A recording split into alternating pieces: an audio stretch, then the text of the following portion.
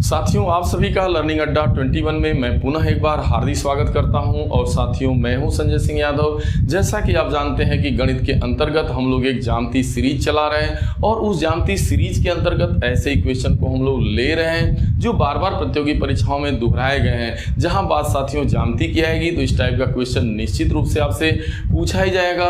और जो यहाँ पे 4 क्वेश्चन लिए गए हैं ये काफी महत्वपूर्ण है, चारों एक दूसरे से अलग हैं, लेकिन पूरे के पूरे जो है सिद्धांत पे, ज्यामिति सिद्धांतों पे आधारित हैं। साथियों, जैसा कि आप जानते हैं कि गणित के अंतर्गत बेसिक पावर होता है। यदि आपके पास बेसिक नॉलेज नहीं है, सिद्धांत की अच्छे से जानकारी नहीं है, तो आप ऐसे क्वेश्चन को, ज्यामिति से संबंधित क्वेश्चन को आप नहीं कर पाते, आप एक डिग्री भी नहीं बढ़ पाते हैं। साथियों, ये चलिए हम लोग अपने वीडियो की शुरुआत करते हैं। और यदि आप साथियों नए हैं, अभी तक आपने हमारे चैनल को सब्सक्राइब नहीं किया हुआ है, तो साथियों कृपया करके सब्सक्राइब कर लीजिएगा और वीडियो में अंत तक बने रहिएगा। चलिए हम लोग देखते हैं पहला क्वेश्चन क्या है। तो साथियों यहाँ पर जो क्वेश्चन लिया गया है वो इस प्रकार से है, निम्नलिखित में से कौन सा विकल्प किसी त्रिभुज की तीनों भुजाओं की लंबाई नहीं देता है। इसका साथियों कहने का आशय ये है कि यहाँ पर जो है त्रिभुज की तीनों भुजाएं आपकी दी गई हैं और तीनों भुजाएं आपकी यहाँ पे ज्ञात हैं, दिया रहेगा। और यहाँ पे 4 विकल्प आपके सामने दे रहा है और कह रहा है कि त्रिभुज की यहाँ पर जो ऐसी तीनों, कौन सी तीनों भुजाएं हैं जिनके द्वारा जो है त्रिभुज का निर्माण संभव नहीं है। तो बस आपको यानी त्रिभुज का निर्माण नहीं हो सकता है। इन चारों विकल्पों में से कोई एक ऐसा विकल्प होगा जिसके द्वारा जो है उनकी तीनों भुजाएं ज्ञात हैं, फिर भी त्रिभुज का निर्माण असंभव है, संभव नहीं है। बस मात्र एक सिद्धांत साथियों आपको याद रखना है, वो यही याद रखना है और आपका ये बेसिक सा सिद्धांत है कि किसी भी त्रिभुज की यदि 2 भुजाओं का योग हमेशा जो है तीसरी भुजा से अधिक होना चाहिए। पुनः एक बार ध्यान से सुने कि यदि त्रिभुज का निर्माण तभी संभव होता है जब 2 भुजाओं का योग जो है हमेशा तीसरी भुजा से अधिक होना चाहिए। अगर त्रिभुज की तीनों भुजाएं, मान लीजिए पहली भुजा ए है, दूसरी बी है और तीसरी सी है, तो कहने का मतलब ये है कि यदि 2 भुजाओं का योग हमेशा अधिक होना चाहिए तीसरी भुजा से, यानी 2 भुजाओं का जोड़ जो है ना वो हमेशा अधिक होना चाहिए तीसरी भुजा से। अब चलिए हम लोग अपने विकल्प पे चलते हैं। तो पहला जो ऑप्शन है वो 12, 18 और 25 का है, यानी 12 है और 18 है और 25 है। चलिए इसको चेक करते हैं। जैसे ही 12 में 18 को जोड़िएगा तो आपका 30 आएगा और जो तीसरी भुजा है आपकी वो आपकी कितनी है, 25 है। तो अब देखिए 2 भुजाओं का योग जो है वो 30 आ रहा है और जो तीसरी भुजा है वो 25 है। तो 2 भुजाओं का जो योग है वो ऑलरेडी अधिक है तीसरी भुजा से। इसका मतलब इसके द्वारा त्रिभुज का निर्माण होगा, संभव है। और हमें बताना कि इसके द्वारा नहीं होगा। हम लोग अगला लेते हैं, 18 है भुजा और एक भुजा 23 दिया है और अगली भुजा 41, 18, 23, 41।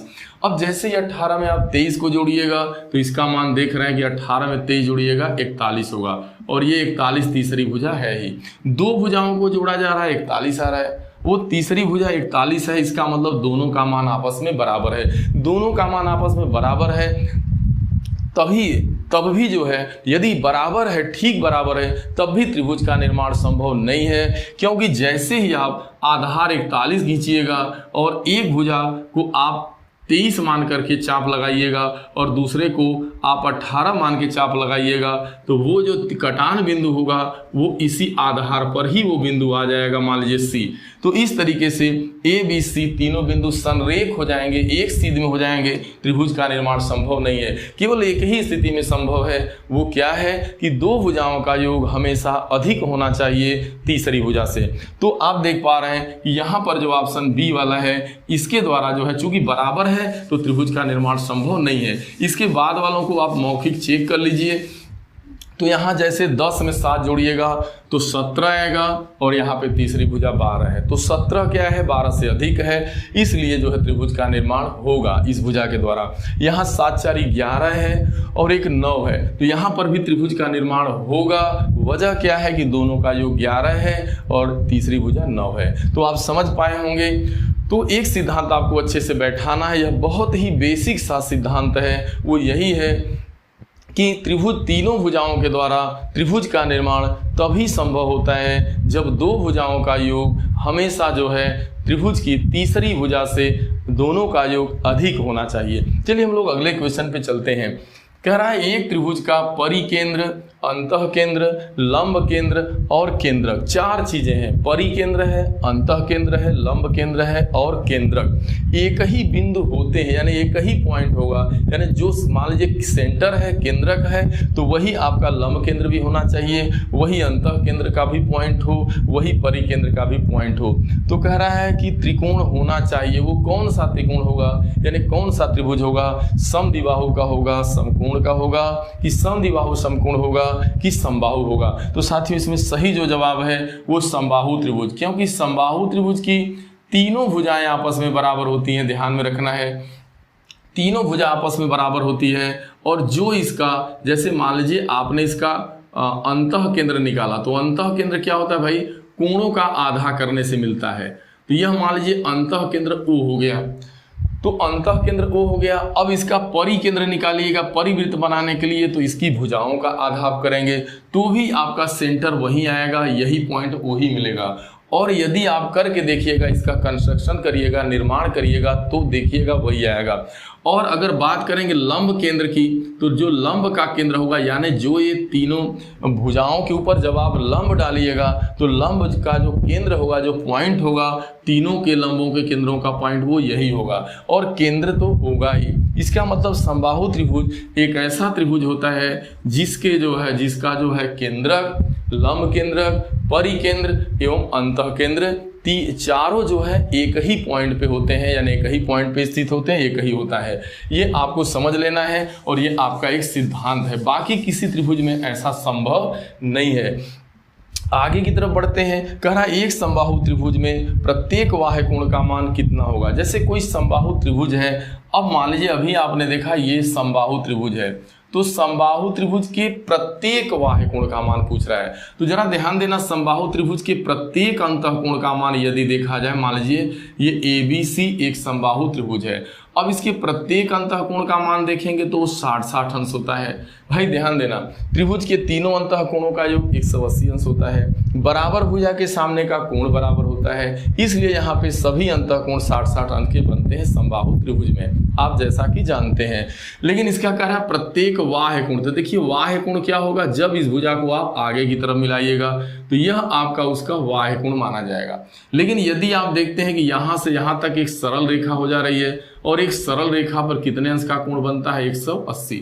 अब 180 में से जैसे ही 60 ये घटा दीजिएगा तो ये कोण बाह्य कोण मालूम हो जाएगा।